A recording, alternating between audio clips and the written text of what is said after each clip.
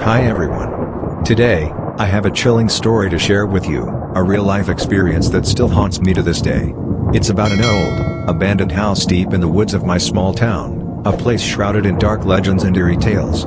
Let's dive into this spine-tingling tale of fear and the unknown. The old house in the woods. This happened to me last year, and I still can't shake the feeling that it isn't over. I live in a small town surrounded by dense woods. One of the local legends was about an old, abandoned house deep in those woods. Supposedly, it had been left to decay for decades and was haunted by the spirits of the family who used to live there. Typical small town ghost story, right?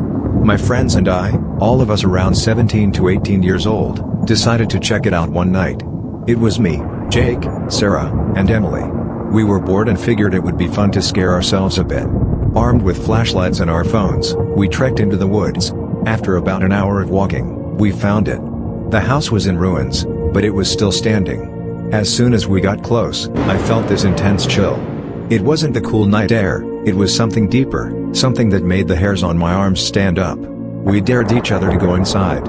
Being the brave one, I went first, followed by Jake, then Sarah, and Emily. The inside was worse than the outside: broken furniture, torn wallpaper, and an overwhelming sense of decay.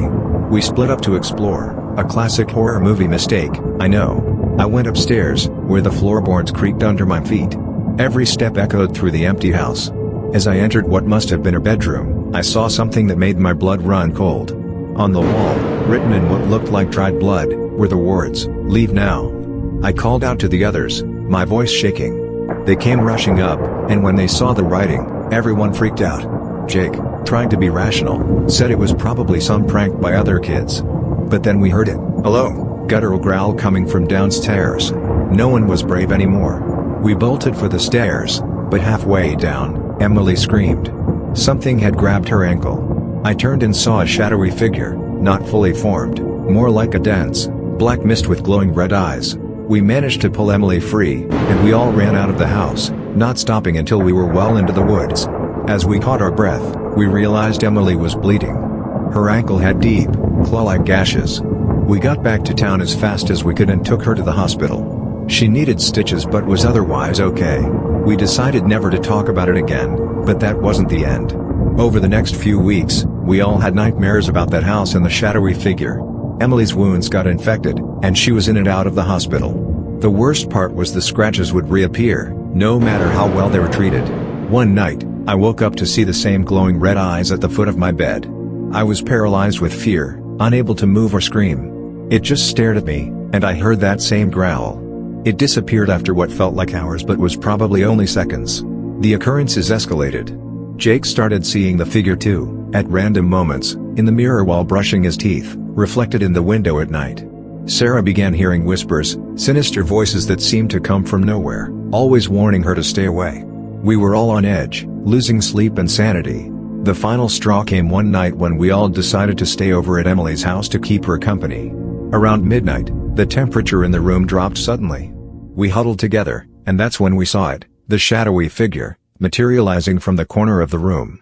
It moved towards Emily, its eyes glowing brighter, the growl now a deafening roar. In a moment of sheer panic, Sarah screamed at it to leave us alone. The figure halted, as if it was contemplating her command. Then, with a final growl, it vanished. The room's temperature returned to normal, but the air was thick with dread. We thought it was over, but we were wrong. A few nights later, I was home alone when I heard a knock at the door. It was almost midnight, and no one should have been out there.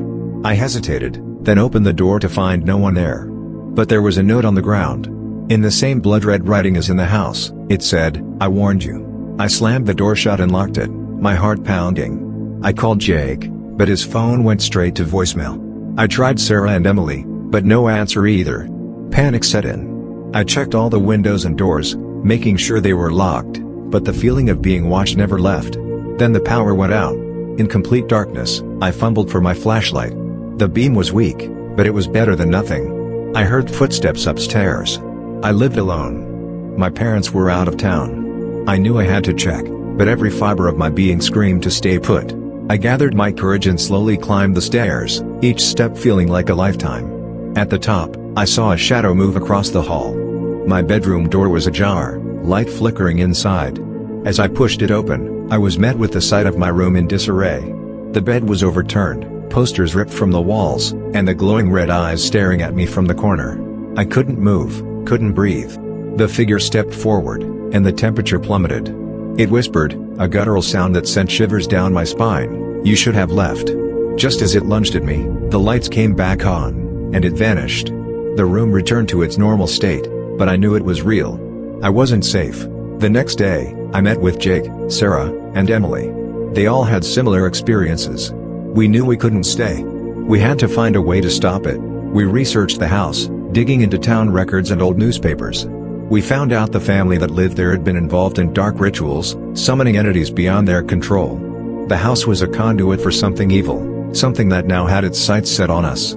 We decided to go back one last time, armed with everything we could find about exorcisms and banishing rituals. It was our only hope. That night, we returned to the house.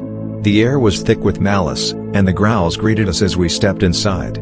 We set up candles and began the ritual, reading from ancient texts and chanting prayers. The house shook, the walls groaned, and the shadowy figure appeared, more solid than ever. It was furious, lashing out at us with unseen forces, but we held our ground. As the final words of the ritual were spoken, there was a blinding flash of light, and the figure let out an inhuman scream before dissolving into nothingness. The house fell silent, the oppressive weight lifted. We left the house, hoping it was truly over. The nightmares stopped, and the scratches healed. But sometimes, late at night, I still feel eyes on me, watching, waiting. The house in the woods still stands, a dark reminder of the terror we faced. If you ever hear about an old, abandoned house deep in the woods, don't go looking for it. Some doors should stay closed.